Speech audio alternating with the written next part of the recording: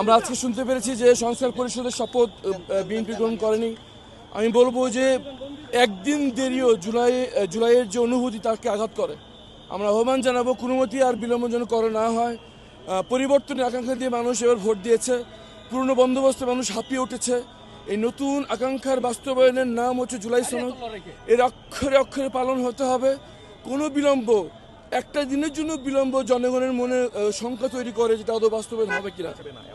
প্রথমত যে কারণ তারা দেখেছে এটা সম্পূর্ণ অযৌক্তিক।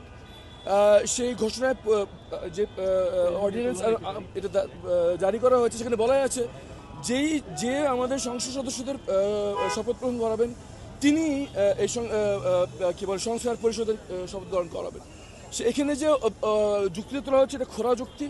আমরা আহ্বান জানাবো আর কোনো বিলম্ব যদি না করা হয়, আমরা ভিতরে যে আমাদের নেতৃত্বে আমরা সিদ্ধান্ত নেব আমরা কী করবো। কিন্তু আমরা মনে করি যে আজকে যে এই শপথটা হলো না, এটা জনগণের মনে প্রচণ্ড আশঙ্কা সৃষ্টি করেছে। অবিলম্বে তারা আশঙ্কা দূর করবেন এবং কোনো কাল বিলম্ব না করে এই শপথ গ্রহণ করে স্পষ্ট বলেছে তারা এই শপথটা নেবে না। আপনাদের পদক্ষেপ কি হবে? আমরা নিতে চাই কিন্তু সিদ্ধান্ত আমরা আমাদের জামাত দেবেন। আমরা ভিতরে যাচ্ছি যে আমরা সিদ্ধান্ত আমরা তখন উনি দেবেন সেই অনুযায়ী আমরা কার্যকর করবো। কিন্তু এই যে আজকে হলো না, এটা জনগণের মধ্যে আশঙ্কা তৈরি করছে। জনগণ শঙ্কিত যে আদৌ কি সরকারি দল পরিবর্তনের ব্যাপারে প্রতিপক্ষ কিনা।